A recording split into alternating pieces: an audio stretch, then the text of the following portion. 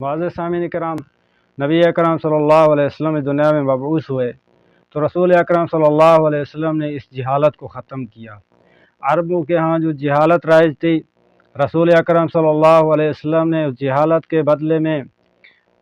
اسلام کا نور لے کے آئے، اور رسول اکرم صلی اللہ علیہ وسلم اس گمراہی کے بدلے میں اللہ رب العزت کی طرف سے ہدایت لے کر آئے۔ نور صلی اللہ علیہ وسلم نے قوموں کو قوموں کے ساتھ ملا دیا،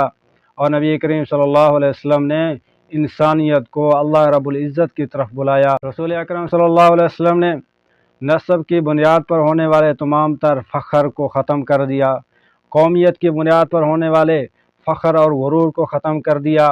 اور فرمایا کہ عزت کا دار و مدار، شرافت کا مدار صرف اور صرف تقوی پر ہے۔ رسول اکرم صلی اللہ علیہ وسلم نے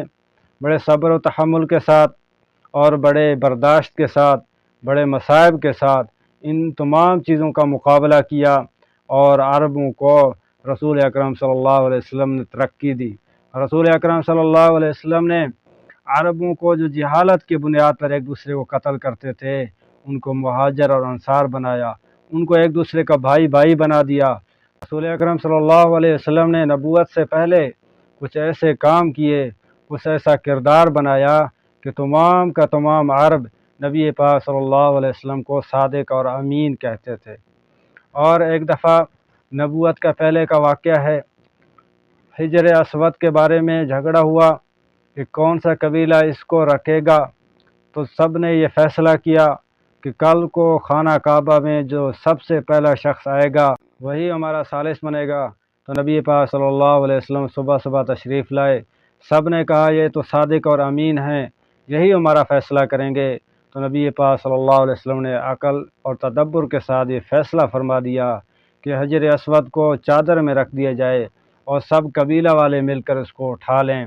اور سب قبیلہ نے نبی پاک صلی اللہ علیہ وسلم کی اس بات کو تسلیم کیا، اور سب کو حجر اسود اٹھانے کا شرف حاصل ہوا۔ یہ معزز سامعین کرام، نبی پاک صلی اللہ علیہ وسلم نے اس طرح سب کو اکٹھے کیا کہ سب جو ایک دوسرے کے دشمن تھے وہ سب ایک دوسرے کے بھائی بھائی بن گئے۔ معزز سامعین کرام، ربیع الاول کا مقدس مہینہ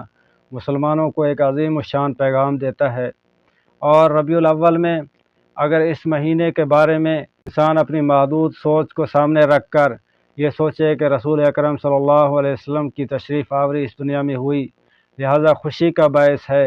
لہذا یہ مسرت کا باعث ہے، تو اس پر خوشیاں منانی چاہیے، جلوس نکالنے چاہیے، اور اس پر جھنڈیاں لگانی چاہیے، چراغاں کرنے چاہیے۔ معزز سامعین کرام، ربیع الاول کے مقدس مہینہ میں اگر انسان اس کے بارے میں اپنے ذہن اور اپنے فراست کے مطابق سوچے، اپنے محدود عقل کو استعمال کرے، تو اس میں دو نظریے پیدا ہو سکتے ہیں۔ ایک تو یہ ہے کہ رسول اکرم صلی اللہ علیہ وسلم کی ولادت بسعادت اسی ماہ مبارک میں ہوئی،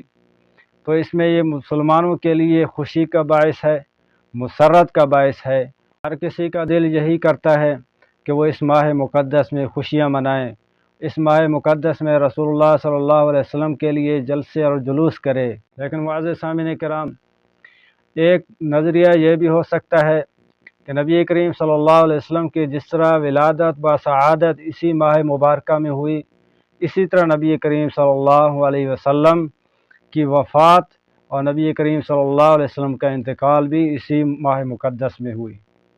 اور نبی کریم صلی اللہ علیہ وسلم کا وفات مسلمانوں کے لیے جتنا دردناک المناک ایک حادثہ فاجعہ ہے، نبی کریم صلی اللہ علیہ وسلم کی وفات سے بڑھ کر مسلمانوں کے لیے اور رسول اللہ صلی اللہ علیہ وسلم سے محبت کرنے والوں کے لیے اس سے بڑا کوئی دردناک حادثہ نہیں ہو سکتا۔ لیکن ہم نے اپنے محدود سوچ کو محدود ہی رکھنا ہے، اور اس پر فیصلے کا مدار نہیں کرنا چاہیے، کیونکہ اگر ہم محدود سوچ تک ہی رہیں تو اس سے دو نظریے پیدا ہو سکتے ہیں۔ کچھ لوگ کہتے ہیں کہ ربیع الاول میں خوشیاں منائیں، ایک نظریہ تو یہ بھی ہو سکتا ہے کہ رسول اللہ صلی اللہ علیہ وسلم کی وفات اسی مہینہ میں ہوئی تو ہمیں تو غم منانا چاہیے، ہمیں تو نوحہ کرنی چاہیے۔ لیکن معزز سامعین کرام، ہمیں اپنے محدود سوچ کے مطابق عمل نہیں کرنا چاہیے، بلکہ ہم نے یہ سوچنا ہے کہ رسول کریم صلی اللہ علیہ وسلم کے بعد جنہوں نے اس دین کو سنبھالا، جنہوں نے اس دین کے پیغام کو لوگوں تک پہنچایا، جنہوں نے وہ مقدس جماعت نے جن کی تصدیق اللہ رب العزت نے کی، جن کی تصدیق رسول کریم صلی اللہ علیہ وسلم نے کی، کیا ان کے زمانے میں ماہ ربیع الاول میں وہ کیا کرتے؟ وہ مقدس جماعت ہمارے لیے نمونہ حیات ہیں۔ اگر ان کے زمانے میں 12 ربیع الاول میں خوشیاں مناتے تھے، چراغاں کرتے تھے، اگر ان کے زمانے میں 12 ربیع الاول میں یا ربیع الاول کے مقدس مہینہ میں وہ لوگ حضرت ابوبکر صدیق رضی اللہ تعالیٰ عنہ جو کہ خلیفہ بلا فصل ہیں، اگر ان کے زمانے میں لوگ ربیع الاول کے مقدس مہینہ میں جلوس نکالتے تھے، لوگ ربیع الاول کے مقدس مہینہ میں چراغاں کرتے تھے، خوشیاں مناتے تھے، جلوس مناتے تھے اور اسی طرح جھنڈیاں لگاتے تھے، تو یہ ہمیں بھی کرنی چاہیے۔ اگر ان کے ہاں ثبوت نہیں ہے معزز سامعین کرام، یہ دین کا حصہ نہیں ہو سکتا۔ اسی طرح خلیفہ دوم حضرت عمر رضی اللہ تعالیٰ عنہ کے خلافت میں اگر اس کا ثبوت ہے تب بھی یہ دین کا حصہ ہے۔ اگر ان کے زمانے میں اس کا ثبوت نہیں ہے تو یہ دین کا حصہ نہیں ہو سکتا۔ اسی طرح حضرت عثمان رضی اللہ تعالیٰ عنہ کے دور خلافت میں، حضرت علی رضی اللہ تعالیٰ عنہ کے دور خلافت میں، حضرت حسین رضی اللہ تعالیٰ عنہ کے دور خلافت میں، حضرت امیر شام حضرت امیر معاویہ رضی اللہ تعالیٰ عنہ کے دور خلافت میں اگر ربیع الاول کے جلوس، ربیع الاول میں چراغاں کرنا، خوشیاں منانا، جھنڈے لگانا، اگر اس کا ثبوت مل سکتا ہے تو ہمارے لیے بھی نمونہ ہے۔ اگر ان کا ثبوت نہیں ہے تو ہمیں ان چیزوں سے بچنا چاہیے، یہ دین کا حصہ نہیں ہو سکتے۔